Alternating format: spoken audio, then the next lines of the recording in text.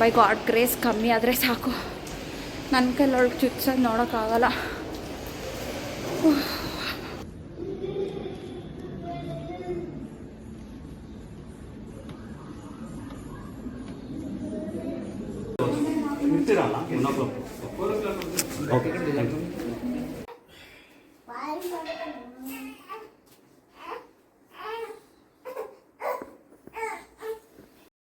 Hello ವೀಕ್ಷಕರೇ, welcome to my vlog.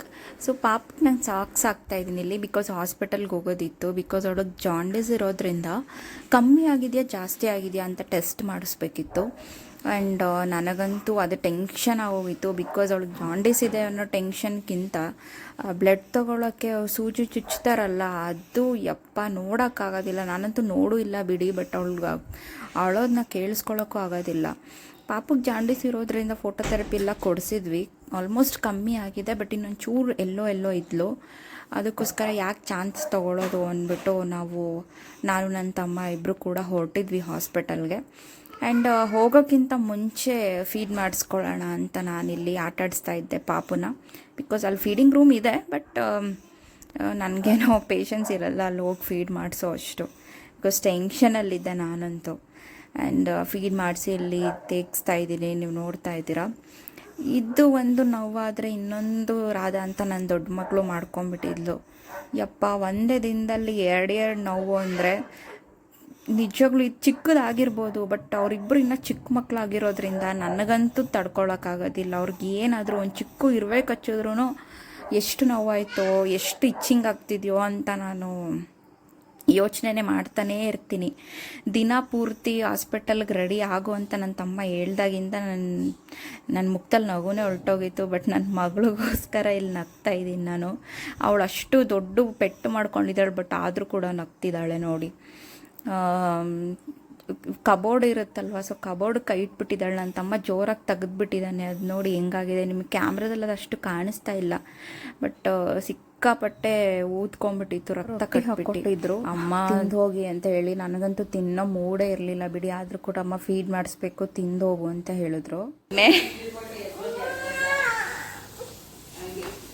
ನಾನು ಬೇಗ ಬಂದ್ಬಿಡ್ತೀನಿ ಪ್ಲೀಸ್.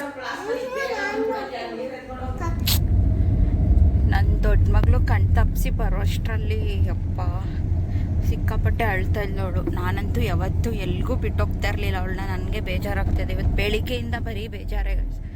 ಅವಳ ಕೈ ಹಂಗಾಗ್ಬಿಟ್ಟಿದೆ. ಇವಳಿಗೆ ಬೇರೆ ಇವಾಗ ಬ್ಲಡ್ ತೊಗೊಂಡ್ರೆ ಅವಳು ಅಳ್ತಾಳೆ. ಯಪ್ಪ, ಅವಳು ಸಿಕ್ಕಾಪಟ್ಟೆ ಅಳ್ತಾ ಇದ್ದಾಳೆ. ನಾವು ಅಮ್ಮಂಗೆ ಅದೇನು ಕೆಲಸ ಮಾಡೋಕ್ಕೆ ಬಿಡ್ತಾಳೋ ಏನೋ ಗೊತ್ತಿಲ್ಲ. ನೋಡೋಣ ಏನಾಗುತ್ತೆ. ದೇವ್ರ ದಯೆಯಿಂದ ಕಮ್ಮಿ ಇದ್ದರೆ ಸಾಕು ಅಲ್ವೇನೋ. ಅಟ್ಲೀಸ್ಟ್ ಒಂದು 2 ಪಾಯಿಂಟ್ ಆದರೂ ಕಮ್ಮಿ ಆದರೆ ನಮಗೊಂಥರ ಧೈರ್ಯ, ಕಮ್ಮಿ ಆಗ್ತಾಯಿದೆ ಅಂತ. ಫಸ್ಟು 16 14 ಆಗಿತ್ತು, ಕಮ್ಮಿ ಆಗಿತ್ತು. ಇವಾಗ ಅಷ್ಟೇ ಇದ್ದರೆ ಬೇಜಾರಾಗುತ್ತೆ. ಮೇ ಬಿ ಕಮ್ಮಿ ಆಗಿರುತ್ತೆ, ಅವಳೇನು ಅಷ್ಟೆಲ್ಲೋ ಇಲ್ಲ. ಬಟ್ ಆದರೂ ಕೂಡ ನಮಗೆ ಸೇಫರ್ ಸೈಡ್ ಆಗಿರ್ಬೇಕಲ್ವ ಮಕ್ಕಳ ವಿಚಾರದಲ್ಲಿ. ನೋಡೋಣ. ಪೆಟ್ರೋಲ್ ಹಾಕ್ಸ್ಕೊತಾ ಇದ್ದಾನೆ.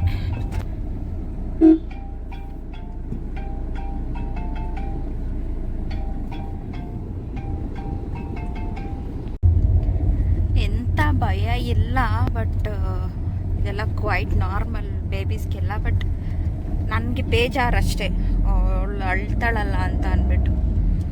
ಹಂಗಂತೂ ಮಕ್ಕಳ ಹತ್ರ, ಆಲ್ಮೋಸ್ಟ್ ಎಲ್ರಿಗೂ ಕೂಡ ಮಕ್ಕಳ ಹತ್ರ ನೋಡೋಕ್ಕಾಗೋದಿಲ್ಲ.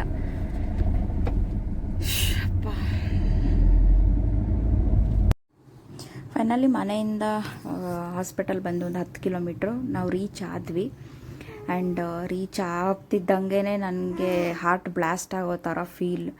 ಹಾಸ್ಪಿಟಲ್ನ ನೋಡಿದ್ರೇ ನನಗೆ ಆ್ಯಂಗ್ಸೈಟಿ ಜಾಸ್ತಿ ಆಗಿಬಿಡುತ್ತೆ. ನನ್ನ ತಮ್ಮ ಕಾರ್ ಪಾರ್ಕ್ ಮಾಡಿ ಬಂದು ಅವನೇ ಪಾಪುನೆಲ್ಲ ಎತ್ಕೊಂಡು ಬರ್ತಾ ಇದ್ದ. ಬಿಕಾಸ್ ನನಗೆ ಪೂರ್ತಿ ಕೈ ಕಾಲು ಆಡ್ತಾನೇ ಇರಲಿಲ್ಲ ಒಂಚೂರು. ಅಷ್ಟು ನನಗೆ ಹಾಸ್ಪಿಟಲ್ ನೋಡಿದ್ರೆ ಆ್ಯಂಗ್ಸೈಟಿ ಸ್ಟಾರ್ಟ್ ಆಗಿಬಿಡುತ್ತೆ.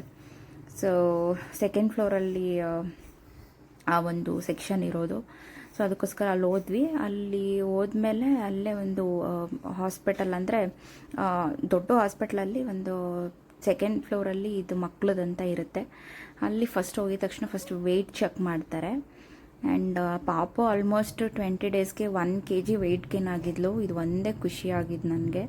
ನಾನು ಅದಕ್ಕೆ ನೋಡ್ಬೇಕಂತಲೇ ಅಲ್ಲೇ ಹೋಗಿ ನಿಂತ್ಕೊಂಡ್ಬಿಟ್ಟಿದ್ದೆ ವೆಯ್ಟ್ ಮಿಷಿನ್ ಹತ್ರ. ಆ್ಯಕ್ಚುಲಿ ಅಲ್ಲಿ ಒಳಗಡೆ ಹೋಗಂಗಿಲ್ಲ, ಬಟ್ ಜಾಸ್ತಿ ಜನ ಇಲ್ಲ ಅಂದ್ಬಿಟ್ಟು ನಾನು ಅಲ್ಲಿ ಹೋಗಿ ನಿಂತ್ಕೊಂಡ್ಬಿಟ್ಟಿದ್ದೆ. ಅವ್ರು ಹೇಳಲ್ಲ, ಜಸ್ಟ್ ಬರೆದು ಡಾಕ್ಟರ್ ಕೊಟ್ಬಿಡ್ತಾರೆ. ನನಗೆ ಅಷ್ಟು ಕ್ಯೂರಿಯಾಸಿಟಿ, ವೆಯ್ಟ್ ಮಾಡೋ ಅಷ್ಟು ಪೇಷನ್ಸೇ ಇರಲಿಲ್ಲ ನನಗೆ. ಆ್ಯಂಡ್ ಅದಾದ ನಂತರ ಇಲ್ಲಿ ಡಾಕ್ಟ್ರ್ ತೋರಿಸ್ಕೊಂಡು ಹೊರಟ್ವಿ. ನಂಗೆ ಇಲ್ಲಿ ಕ್ಯಾಪ್ಚರ್ ಮಾಡೋಕ್ಕಾಗಲಿಲ್ಲ ಜಾಸ್ತಿ.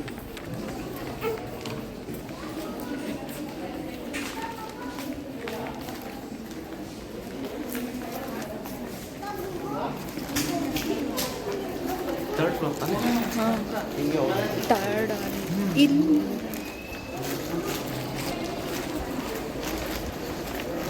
ಒಂದು ಸ್ವಲ್ಪ ಸಮಾಧಾನ ಆಯಿತು ಗೈಸ್.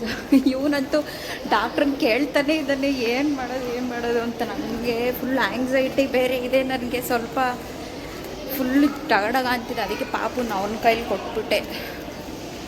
ನೋಡಿ ನನಗೆ ನಡೆಯೋಕ್ಕೆ ಆಗ್ತಾಯಿಲ್ಲ, ಹಂಗಾಗ್ತಾಯಿದೆ ನಿಜವಾಗ್ಲೂ. ಅಪ್ಪ ಅವ್ರು ಹೇಳಿದ್ರು ಲಾಸ್ಟ್ ಟೈಮ್ 14 ಇತ್ತು, ಸೊ ಅದಕ್ಕೆ ಇವಾಗ 12-13 ಇದ್ದರೆ ಏನು ತಿರ್ಗಾ ತೋರ್ಸೋದು ಬೇಕಾಗಿಲ್ಲ. ಒಂದೊಂದು ಸಲ ಲೇಟಾಗಿ ಆಗುತ್ತೆ, ಮಾತಾಡೋಕ್ಕೆ ಆಗ್ತಾಯಿಲ್ಲ ಅಂತ ಅಂದರು. ನೋಡೋಣ, ಬ್ಲಡ್ ಟೆಸ್ಟ್ ಮಾಡಿಸೋಣ. ಮೇ ಬಿ ಕಮ್ಮಿ ಆಗಿರುತ್ತೆ ನನ್ನ ಪ್ರಕಾರ. ನೋಡೋಣ ಗೈಸ್, ಬೈ ಗಾಡ್ ಗ್ರೇಸ್ ಕಮ್ಮಿ ಆದರೆ ಸಾಕು. ನನ್ನ ಕೈಲೊಳಗೆ ಚುಚ್ಚೋದು ನೋಡೋಕ್ಕಾಗಲ್ಲ,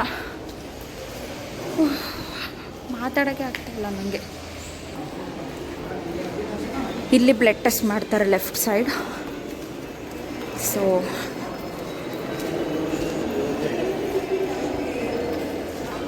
ಇಲ್ಲಿ ಬ್ಲಡ್ ಟೆಸ್ಟ್ ಮಾಡ್ತಾರೆ, ಇಲ್ಲಿ ಕೊಡೋಣ ನೋಡೋಣ.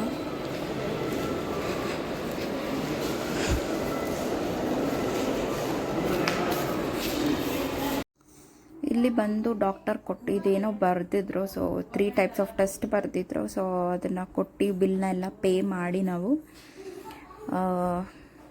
ಬ್ಲಡ್ನ ಕೊಡೋಕ್ಕೆ ಒಳಗಡೆ ಹೋದ್ವಿ. ನನಗಂತೂ ಇದ್ರ ಮುಂದೆ ಹೆಜ್ಜೆ ಇಡೋಕ್ಕೆ ಆಗ್ತಾನೆ ಇರಲಿಲ್ಲ. ಇಲ್ಲೇ ಡೋರ್ ಹತ್ರನೇ ನಿಂತ್ಕೊಂಡ್ಬಿಟ್ಟಿದ್ದೆ. ಅಲ್ಲಿ ನೋಡಿ ನನ್ನ ತಮ್ಮ ಅಲ್ಲಿ ಪಾಪುನ ನಿಲ್ಲಿಸ್ಕೊಂಡು ಅಲ್ಲಿ ಬ್ಲಡ್ ಕೊಡಿಸ್ತಾ ಇದ್ದ. ಯಪ್ಪ ಫುಲ್ಲು ಬೇಜಾರು ಅಂದರೆ ಬೇಜಾರು ಗೈಸ್. ಫೈನಲಿ ಆಯಿತು. ಇನ್ನೊಂದು ಅದು ಯಾವುದೋ ಬ್ಲಡ್ ಟೆಸ್ಟ್ ಬರ್ತಿದ್ರು, ಅದಕ್ಕೆ ಜಾಸ್ತಿ ಬ್ಲಡ್ ಬೇಕು, ಪಾಪಕ್ಕೆ ಬರ್ತಾಯಿಲ್ಲ ಅಂತಂದರೆ. ಮಕ್ಳಿಗೆ ಒಂದೇ ಸಲ ಜಾಸ್ತಿ ಬರಲ್ವಲ್ಲ, ಸೊ ಅದಕ್ಕೋಸ್ಕರ ಲೇಟಾಗಿ ಹೋಯಿತು. ಆಮೇಲೆ ನೋಡಿದ್ರೆ ಸಾಕು ಇಷ್ಟೇ ಅಂತ ಅಂದರು. ಸೊ ಇವಾಗ ನನ್ನ ತಮ್ಮ ರಿಪೋರ್ಟ್ ಇಸ್ಕೊಳಕ್ಕೆ ಅವ್ನು ತಿರ್ಗಾ 2:30ಗೆ ಬರಬೇಕಂತೆ, 2:30 or 3 o'clockಗೆ. ಅವ್ನು ಬಂದು ಇಸ್ಕೊಂಬರ್ತಾನೆ, ನಾನೇನು ಬರೋ ಅವಶ್ಯಕತೆ ಇಲ್ಲ. ನಂಗಂತೂ ಅವಳಿಗೆ ಚುಚ್ತಿರ್ಬೇಕಾದ್ರೆ ಸೌಂಡ್ ಕೇಳಿಸುತ್ತ ಅಂತ ಒಂದು 200 meters ದೂರನೇ ಹೋಗಿ ನಿಂತ್ಕೊಂಡ್ಬಿಟ್ಟಿದ್ದೆ. ಆಮೇಲೆ ಬಂದೆ. ಯಪ್ಪ ಈ ಥರ ನಿಜವಾಗ್ಲೂ ಹಿಂಸೆ. ಮಕ್ಳಿಗೆ ಏನಾದರೂ ಆಗಿಬಿಟ್ರೆ ನಾವು ಇಷ್ಟಕ್ಕೆ ಹಿಂಗೆ ಅಂತೀವಿ, ಕೆಲವು ಮಕ್ಳಿಗೆಲ್ಲ ಪಾಪ ಏನೇನೋ ಪ್ರಾಬ್ಲಮ್ ಆಗುತ್ತೆ. ಅವ್ರ ಪೇರೆಂಟ್ಸ್ ಎಲ್ಲ ಹೆಂಗೆ ತಡ್ಕೊಂಡಿರ್ತಾರೋ ನನಗಂತೂ ಗೊತ್ತಿಲ್ಲ. ಇವಾಗ ಮನೆಗೆ ಹೋಗ್ಬಿಟ್ಟು ಅವಳಿಗೆ ಚೆನ್ನಾಗಿ ಫೀಡ್ ಮಾಡಿಸಿ ಊಟ ಮಾಡಿ ಮಲ್ಕೊಂಡ್ಬಿಡ್ತೀನಿ. ಈ ಬ್ಲಾಗ್ನ ಇಲ್ಲಿಗೆ ನಿಲ್ಲಿಸ್ತೀನಿ. So bye.